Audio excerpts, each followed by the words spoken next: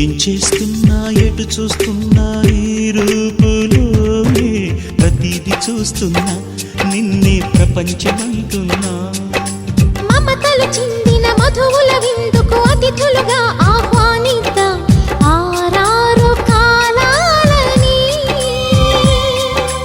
అలలకు అందని జాబిలిని వెన్నెలవానగ దించుకొని గెలిచే సంద్రంలా సంతోషం పొంగిపోయి.